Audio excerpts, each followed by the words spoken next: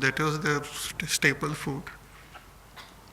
भैंसे को खा लिया, 2-4 शराब पी ली, and then suddenly he said, yes, tell me whom I should go and destroy. And he went to war just like that. Just now he was talking, so because he had just woken up from Tamogun, he was asleep, so that is Tamasik Avastha, he had just woken up. So he had dropped Tamogun, but he was not in Rajogun, so he was in Satvik Avastha that time when he spoke such divine words. It appears as though he is the very embodiment of goodness. But when he again was given drinks and all those things, he was awake, so Rajogun was there and mixed with Tamogun, he went on war and he fought with Ramchandraji and he died. So this Tamogun makes a person lethargic, cannot act, doesn't want to do anything. Apravrittischa. Then also it gives rise to carelessness, pramadaha, carelessness, forgetfulness, doesn't care. So tamasic person who is totally in the sway of this tamogun becomes reckless. They are the one who drive badly or just go into some fight. They don't care for their own life and the life of others. They don't care for violence. It will be violent or it will hurt someone or harm someone. It doesn't enter their head. It doesn't, later on when they become sattvic or rajasic, they might repent for that. So there is total recklessness in tamogun. And also there is moha. Moha means because of lack of sattva gun, moha is total delusion. Delusion means not to know who am I, not to know what I should do, not to know what is right and wrong, what is good and bad, what I should do and what I should not do. There is confusion regarding dharma, confusion regarding everything. That's called moha. And this moha makes that person do things which are not proper and gets that person into more and more trouble. So aprakashaha, apravrittischa, pramadaha, moha, if it arises, then understand that it is predominantly tamasic. When there is a little bit of sattva gun attached to it, then it becomes little that it becomes better. Then that tamogun becomes restful. No, for a sattvic person, tamogun is required to take help in taking rest and all. But if it is predominant tamogun, then it is very negative. So tamassetani jayante vivruddhe kurunandana. So these are the 3 gunas, and how to recognize them, they can be recognized through these signs. If these signs are seen, these are just broad classification. Then there are combination, permutation and all sorts of things. So it becomes more complex. But once we know their pure qualities, pure tamogun, pure rajogun, sattvagun, then we will be able to identify when they are there in us. Now, not only when we are alive, we have this effect of these 3 gunas, but death and after that, what happens is also guided by the 3 gunas. The life after death, the next birth, is also guided by the 3 gunas. And that is what now Bhagavan says in the next verse. Yada sattve pravruddhetu pralayam yati dehabrata tadottama vidan lokan अमलान् प्रतिपद्यते यदा सत्त्वे प्रवृद्धे तु प्रलयं याति देहभृत्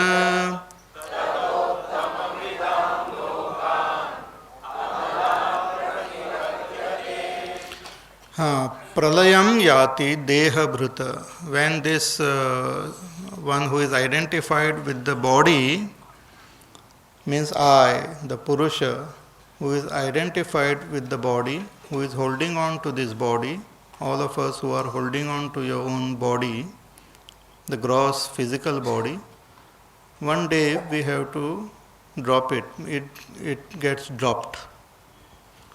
One fine morning or evening or whatever time, it gets dropped. That is called pralay. I mean death. Death is not death of the mind.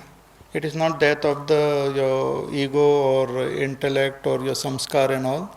It is just the outer covering of this whole layer is dropped. It's like the snake, if you must have seen, that snake, it leaves its outer skin and just goes out of it. It leaves the skin behind. Similarly, just after the day's work and all, we just remove our dress. Like that, after the life's work, we remove our clothing, this outer clothing, and wear new clothing. Such nice system is there, no?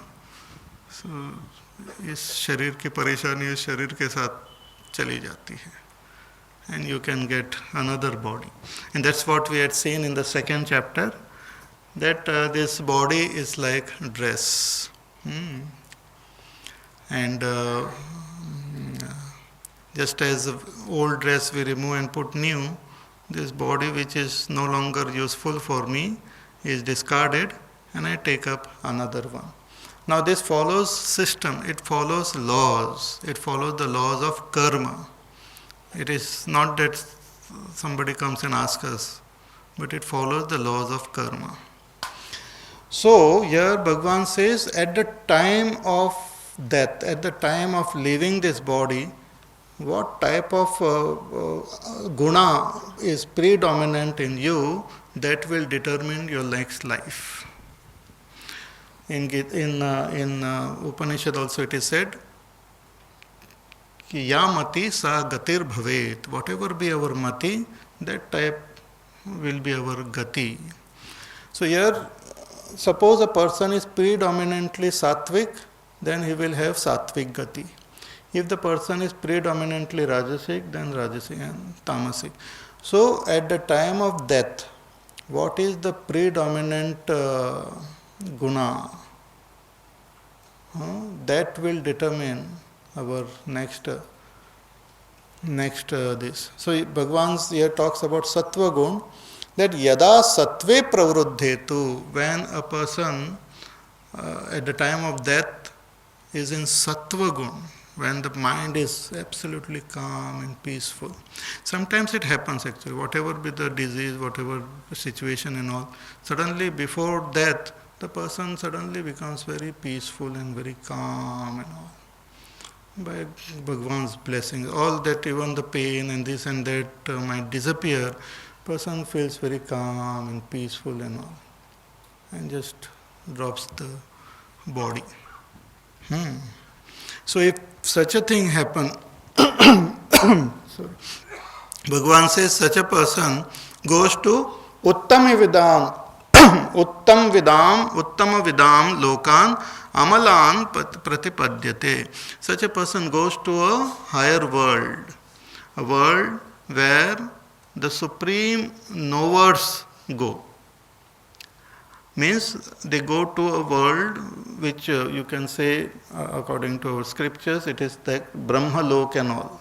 If a person is in pure Sattva Gun, has not reached the state of enlightenment, but in that pure Sattva Gun avastha, if that person dies, then he reaches that Brahma Lok, which is the highest loka which one can attain after death.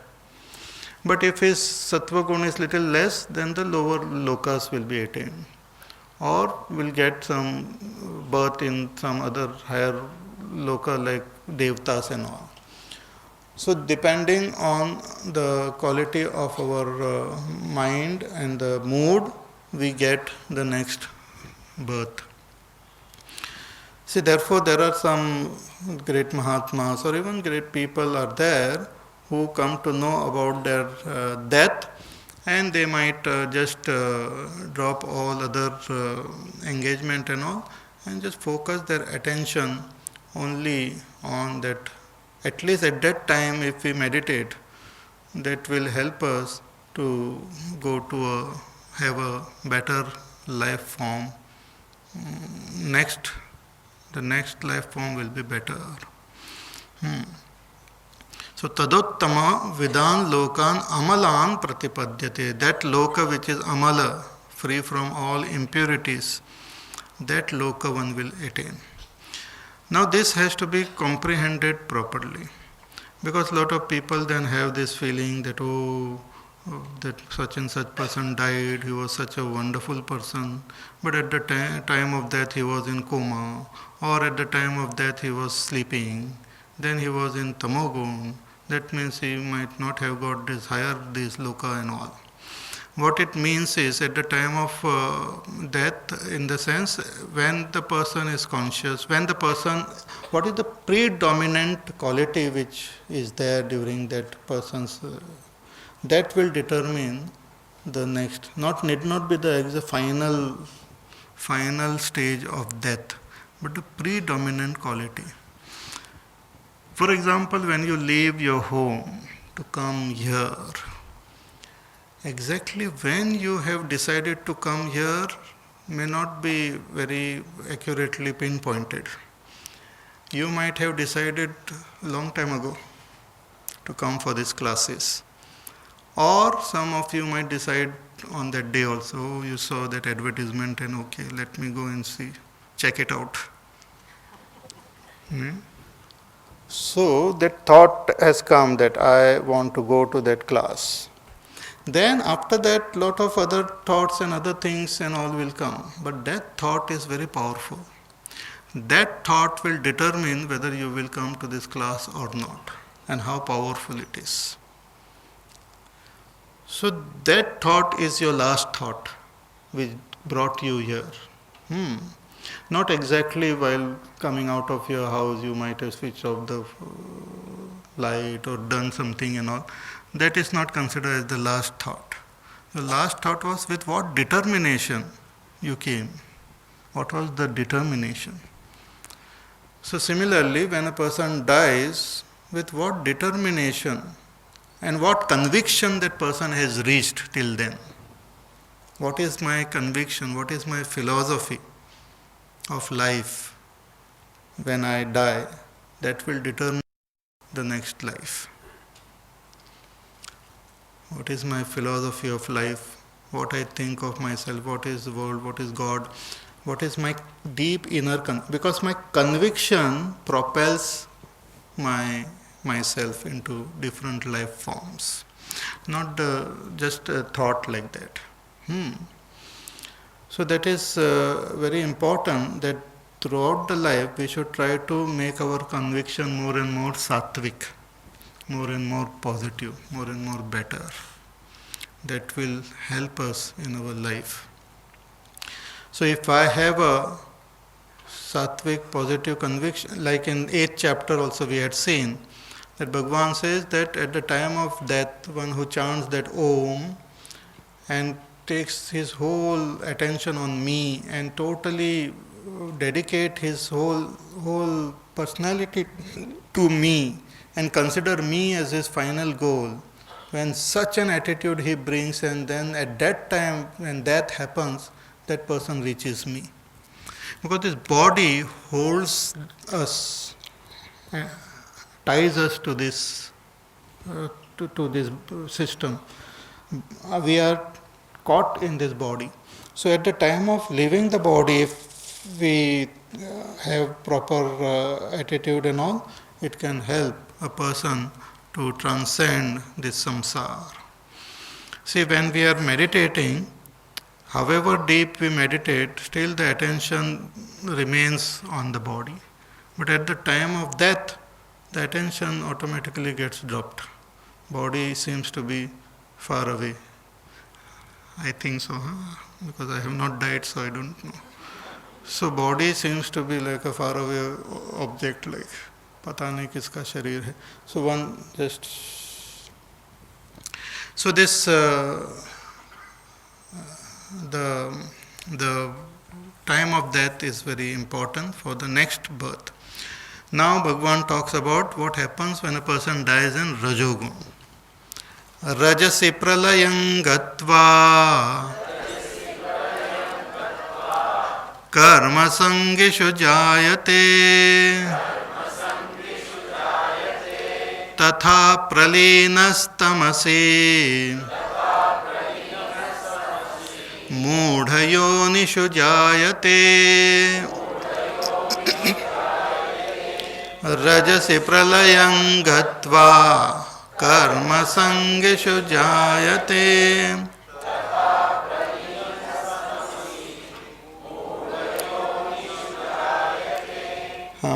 In Tulsi Ramayana there is story of Shiva and Sati.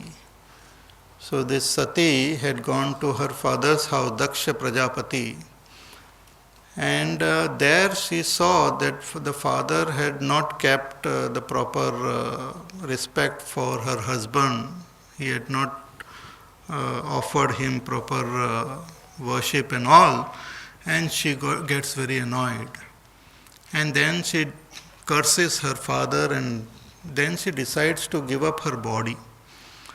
Though she was in a very angry mood and all, but at the time of giving up the body, she just forgets about everything, focuses her attention on herself, and she meditates on Shiva.